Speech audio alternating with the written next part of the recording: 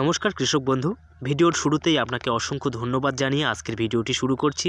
আপনি যদি একজন চাষি হয়ে থাকেন তাহলে আপনার জন্য বিশেষ গুরুত্বপূর্ণ আমার এই ভিডিওটি।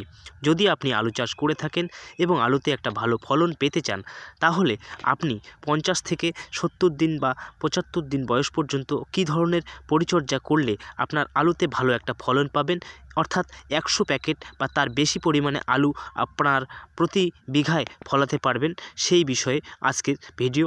অবশ্যই ভিডিওটি শেষ পর্যন্ত দেখবেন যদি আপনি একজন চাষি হয়ে থাকেন। তো কৃষক বন্ধু, চলুন ভিডিওটি শুরু করা যাক। আলু চাষ তো আমরা অনেকেই করে থাকি, কিন্তু আলুতে পর্যাপ্ত পরিমাণে ফলন খুব কম পরিমাণ চাষিরাই পেয়ে থাকি। অনেক চাষি রয়েছে, যেমন ধরুন আপনি আলু চাষ করেছেন, ঠিক আপনার পাশের জমিতে আর এক চাষি আলু চাষ করেছেন। আপনার আলু চাষের ফলন দিয়েছে 70 থেকে 80 প্যাকেট, কিন্তু পাশের জমিতে যে আলু চাষ করেছে তার ফলন দিয়েছে 100 প্যাকেট বা তারও বেশি। তাহলে একই জমি, একই ধরনের মাটি, কিন্তু আপনার আলুতে এত কম পরিমাণ ফলন হচ্ছে কেন? এর কয়েকটি গুরুত্বপূর্ণ বিষয় রয়েছে। সেই বিষয়গুলি যদি আপনি খেয়াল করে পরিচর্যা করে যান, তাহলে অবশ্যই আপনার আলুতেও আপনি ভালো একটা ফলন নিতে পারবেন। যদি আপনার আলু গাছের চেহারা সুস্থ ও সঠিক থাকে এবং মাটি উর্বর, সার প্রয়োগ যদি সঠিক করে থাকেন, তাহলে শেষ পর্যন্ত সঠিক পরিচর্যা করে আপনিও ঠিক একই পরিমাণের আলু ফলাতে পারেন। তো এর জন্য কোন কোন বিষয়গুলি আপনাকে খেয়াল রাখতে হবে, সেই বিষয়ে আজকের ভিডিও। বর্তমান সময়ে বেশিরভাগ চাষির আলুর বয়স 50 থেকে 70 দিন পর্যন্ত হয়ে গেছে। তো এই বয়সে আমাদের আলু গাছের সবথেকে প্রয়োজনীয় মেডিসিন হচ্ছে পিজিপি অথবা পিজিআর, অর্থাৎ আলুর সাইজ বৃদ্ধি করার ভিটামিন। এই সময় আমরা যদি পিজিপি বা পিজিআর ব্যবহার করি, তাহলে দ্রুত আলুর সাইজকে বৃদ্ধি করা যায় এবং অতিরিক্ত আলু গাছের বৃদ্ধি থামিয়ে দিয়ে গাছ যাতে আর বৃদ্ধি না হয় এবং সমস্ত শক্তি গাছ যেন ফলের বৃদ্ধিতে কাজে লাগাতে পারে, তাহলেই আমরা ভবিষ্যতে 100 প্যাকেট বা তার বেশি পরিমাণে আলু ফলাতে পারি প্রতি বিঘায়। এবারে শুধুমাত্র পিজিআর ব্যবহার করলেই কি আমরা ফলন ভালো পাবো? না বন্ধুরা, তার জন্য সমস্ত বিষয় মাথায় রেখে আপনার আলুর পরিচর্যা করে যেতে হবে।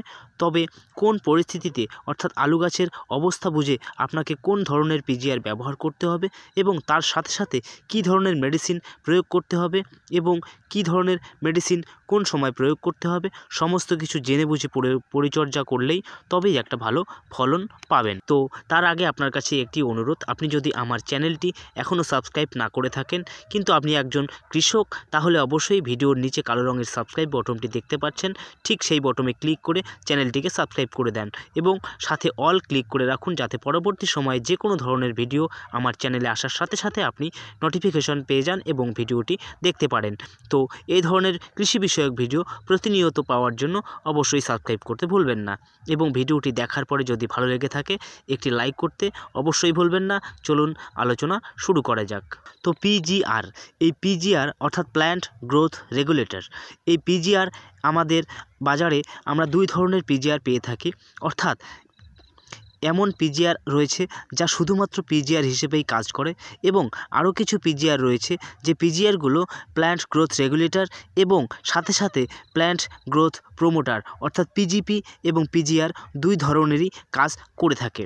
তো এই ধরনের পিজিআর আমরা বাজার থেকে এনে আমাদের আলু গাছে ব্যবহার করব ঠিকই, কিন্তু কোন পরিস্থিতিতে, অর্থাৎ আপনার আলু গাছের পরিস্থিতির উপর ভিত্তি করে কোন ধরনের পিজিআর ব্যবহার করলে আপনার আলু গাছের সবথেকে বেশি কার্যকরী হবে সেটি আপনাকে জানতে হবে।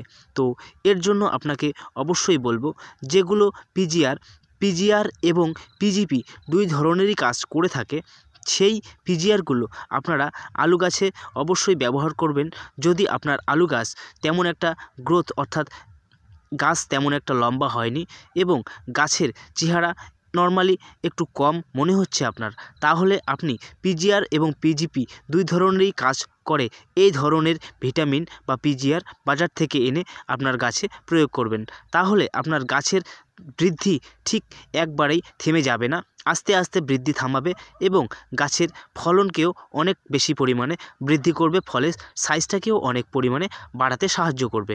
আর যদি আপনার আলু গাছের অতিরিক্ত বৃদ্ধি একেবারেই অনেক লম্বা হয়ে গেছে এবং গাছের বৃদ্ধি কোনোভাবেই থামছে না, তাহলে আপনি অবশ্যই শুধুমাত্র পিজিআর, এই ধরনের পিজিআরগুলোই ব্যবহার করবেন এবং এই পিজিআরগুলো অবশ্যই আলু গাছের বয়স 60 থেকে 70 দিন হয়ে গেলে সেই সময় ব্যবহার করবেন।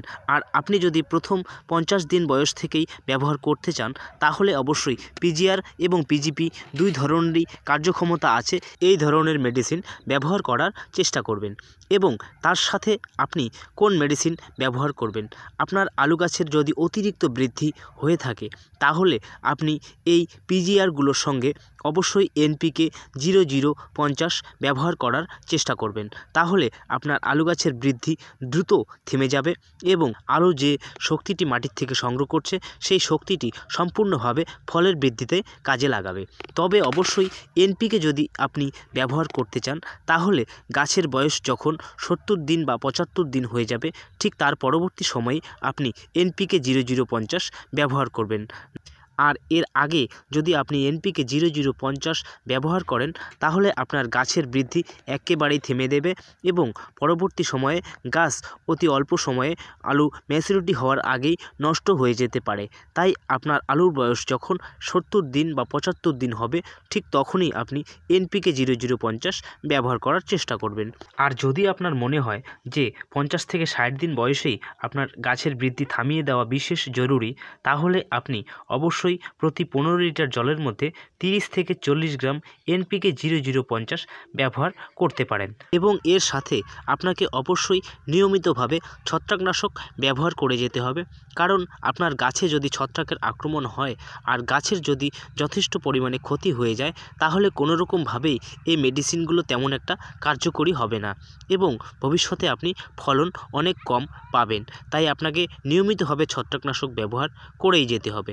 আর আরেকটি বিষয় আপনার খেয়াল রাখতে হবে, যদি অতিরিক্ত টেম্পারেচার অর্থাৎ আকাশে রৌদ্রের প্রভাব পড়ে, তাহলে কিন্তু আলুতে জাপ পোকার আক্রমণ হওয়ার সম্ভাবনা থাকে এবং যদি এই পোকা আক্রমণ করে থাকে, তাহলে আলু গাছ দ্রুত নষ্ট হয়ে যায়। এই দ্রুত গাছ যদি নষ্ট হয়ে যায় এবং আপনার আলু গাছ যদি 100 দিন পর্যন্ত টিকে না থাকে, তাহলে কিন্তু আপনি যথেষ্ট পরিমাণে ফলন পাবেন না। তাই অবশ্যই আপনার গাছের মধ্যে লক্ষ্য রাখতে হবে যাতে গাছের মধ্যে কোনো রকম পোকার আক্রমণ না হয়।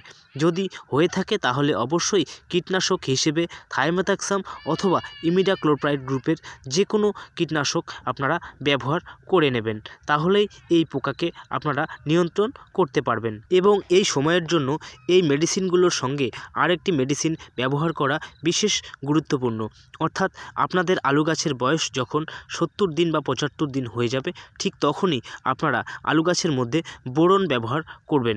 তাহলেই আপনার গাছের ফলের সাইজ দ্রুত বৃদ্ধি হবে। তবে অতিরিক্ত পরিমাণে বোরন ব্যবহার করলে আপনার গাছ দ্রুত হলদে হয়ে নষ্ট হয়ে যেতে পারে। তাই অবশ্যই নিয়মিতভাবে সঠিক পরিমাণে বোরন ব্যবহার করবেন। দ্রুত গাছ নষ্ট হয়ে গেলে অবশ্যই আলুতে ফলন কম পাবেন। অবশ্যই যদি আপনি বোরন ব্যবহার করেন, তাহলে 20 গ্রাম আপনারা প্রতি একরে ব্যবহার করার চেষ্টা করবেন।